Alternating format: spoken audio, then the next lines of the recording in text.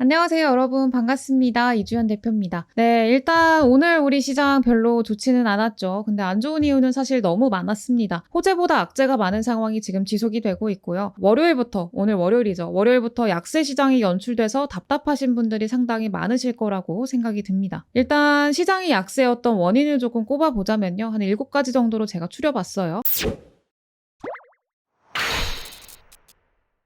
일단 첫 번째로는 연준의 공격적인 금리 인상 기조가 지속이 되고 있고, 그에 반해 미국의 경기 침체 우려도 같이 부각이 되고 있는 그런 상황입니다. 그 두 번째로는 미국이 엔비디아 그리고 AMD 같은 반도체 대기업들한테 AI 반도체를 중국에 수출하지 마라, 이렇게 수출 금지령을 또 내렸고요. 세 번째로는 중국의 코로나 재봉쇄가 있었죠. 청두 지역에 이제 코로나로 인한 재봉쇄가 발생을 했고요. 그리고 전력난으로 인해서 공장이 중단되는 그런 상황이 현재까지도 지속이 되고 있습니다. 그 네 번째로는 이제 지난주 주말 동안에 나왔던 뉴스였죠. 이제 G7이 러시아에 대한 원유 가격 상한제를 통과시켰습니다. 그리고 그에 대한 보복으로 이제 러시아가 가스관 천연가스를 공급을 중단을 했고요. 이제 유럽에 대한 에너지 통제가 지금 현재 지속이 되고 있는 상황이죠. 그리고 다섯 번째는 글로벌 경기 둔화 시그널이 계속 나오는 상황에서 경기 둔화가 되면은 수요가 감소하고, 그리고 수출로 먹고 사는 우리나라 같은 경우에는 한국의 수출이 둔화될 수 있다라는 우려가 현재 반영이 되고 있는 상황입니다. 그래서 거시적으로 보자면 좀 그렇고요.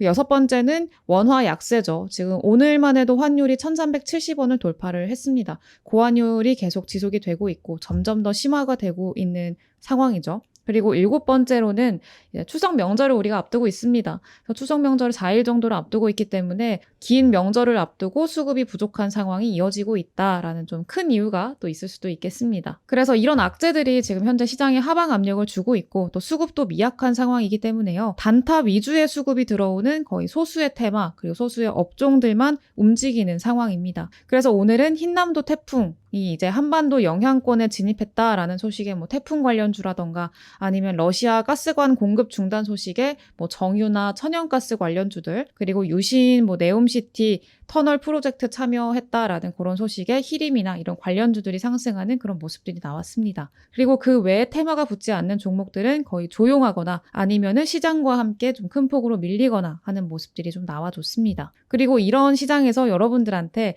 상승 여력이 있는 종목, 섹터를 소개를 좀 해드리려고 합니다. 바로 5G 섹터고요. 제목에서부터 보셨겠지만 일단 5G 같은 경우에는 지난주 금요일에 나온 이슈였죠. 정부가 이제 중동 지역에 교통망 그리고 5G 패키지 수출을 추진한다라는 그런 소식이 나오면서 5G 통신 관련주들이 새롭게 네옴시티 테마로 엮이면서 꽤나 큰 상승이 나와줬습니다. 머큐리, 아이즈비전 이런 종목들이요. 그래서 머큐리, 아이즈비전, 파워넷, 엔텔스 이런 애들도 있고요.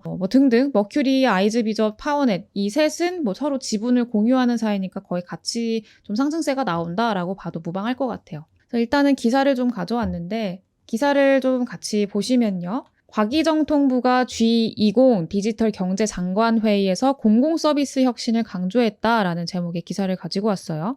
그래서 지금 과학기술정보통신부가 인도네시아 발리에서 열린 주요 G20 디지털 경제장관 회의에 참석해서 디지털에 기반한 공공서비스 혁신의 중요성을 강조했다라고 밝혔고요. 지금 우리 시장에서 주목한 건 또 이 내용이었죠. 그래서 세계 최초 5세대 이동통신 상용화 이후에 광대역 5G 기반의 지하철 와이파이, 농어촌 5G망 공동망 이용, 그리고 5G 특화망 구축 등의 인프라 확대 정책과 디지털 플랫폼 정부 구축 등 주요 정책을 소개했다고 합니다. 그리고 일단 과기정통부가요, 회의 시간에 사우디아라비아 그리고 스페인, 일본하고 양자 면담을 하고요. 한국의 유무선 네트워크 인프라와 디지털 헬스케어 사업, 사이버 보안 정책 등을 홍보를 했고 이런 이야기를 했다고 해요. 그래서 우리가 특히나 또 봤던 거는 지금 네옴시티라는 지금 사우디 사업이 굉장히 또 주목을 받고 있는 상황에서 사우디 통신정보기술부의 에삼 알투 카이르 차관보는 자국에서 진행 중인 네옴, 메디나 등 스마트시티 사업에 한국 디지털 인프라, 서비스, 사이버 보안 기업과 기관의 참여를 희망했다라고 말을 하고 있습니다. 주요 내용은 회원국 협의를 거쳐서 이제 정상 선언문에 반영될 예정이라고 해요. 현재 시장에서는 주목한 내용이 바로 이거죠. 사우디에서 디지털 인프라 그리고 서비스, 사이버 보안 기업과 기관의 참여를 희망했다라는 거. 그리고 그 중에서도 5G 통신 애들이 이제 주목을 받으면서 하나의 테마로 엮여서 네옴시티 관련주로 새롭게 편입이 된 거죠. 내용에 보면은 지금 뭐 사이버 보안 기업과 기관의 참여를 희망했다라고 했는데 이거는 사실 나중에 영상으로 올려드릴 예정이기도 해요. 그래서 5G를 제외하고도 아직 구체적인 내용은 나오지 않았지만 사이버 보안 그리고 서비스 등도 관련 테마가 형성될 그런 가능성이 상당히 높겠죠. 그리고 이 5G가 9월 그리고 또 그 이상까지도 움직일 가능성이 있다라고 말씀을 드리는 거는 일단은 네옴시티라는 이벤트가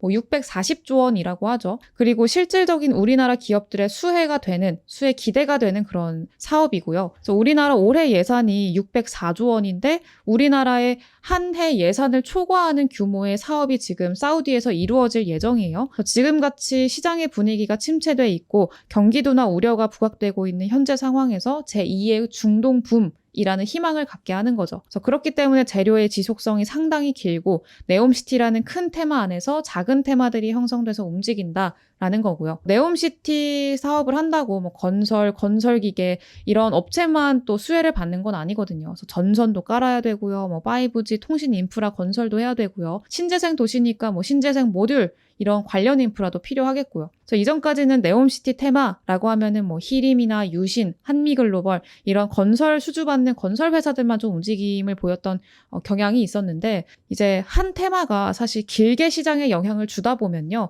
투자자들도 사실 지겨워요. 같은 테마가 계속 돌고 계속 반복이 되다 보면은 이거 너무 지겨운데 다른 테마 없어? 또 다른 새로운 종목 없어? 뭐 다른 새로운 테마 없어? 이렇게 찾게 됩니다. 그래서 결국은 지치기 마련이고요. 결국에는 큰 네옴시티라는 테마 안에서 뭐 건설주, 5G, 뭐 신재생, 뭐 데이터 보안 이런 1에서 10까지 인프라 관련 섹터들이 형성이 될 겁니다. 그리고 이런 러우 전쟁으로 뭐 인플레이션 이슈가 식량에서 뭐 철강, 제지, 뭐 알코올까지 큰 테마 안에서도 작은 테마들의 순환이 이어진 것처럼 그런 비슷한 흐름들이 나올 가능성이 상당히 크겠죠. 그래서 네옴시티도 그런 러시아 우크라이나 전쟁으로 인해 촉발된 인플레이션 테마와 비슷한 흐름이 좀 나오지 않을까라고 생각을 하고 있습니다. 그리고 지켜보셔야 할 거는 이제 처음 스타트를 끄는 이 5G 통신 테마라는 거고요. 그 중에서도 실적을 어느 정도 받쳐주고 아직 큰 상승이 나오지 않아서 추가적인 시세를 노려볼 수 있을 만한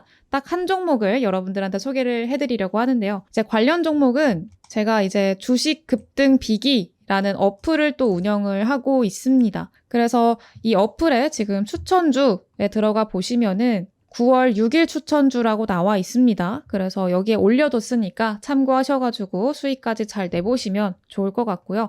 어플에는 뭐 제가 일주일에 한 2, 3회 정도는 이 영상에 올리는 거 말고도 추천주를 올려드리고 있으니까 뭐 오늘 제시해드린 종목 외에도 한번 참고해보시면 좋을 것 같아요. 그래서 이전에 올려드렸던 뭐 8월 26일 추천주, 8월 30일 추천주, 31일 추천주, 9월 2일 추천주 이런 식으로 나왔던 종목들, 운이 좋게도 종목들의 대부분 거의 다죠. 사실 제가 이 어플을 운영하게 된 지 얼마 안 됐는데 운영하고 나서 드린 종목들이 이제 5종목 정도 추천주를 드렸는데 8월 24일 날 드렸던 추천주는 이제 거의 뭐 장기로 보시는 중장기로 보셔라 라고 드렸던 종목이기 때문에 얘는 제외를 하고서라도요.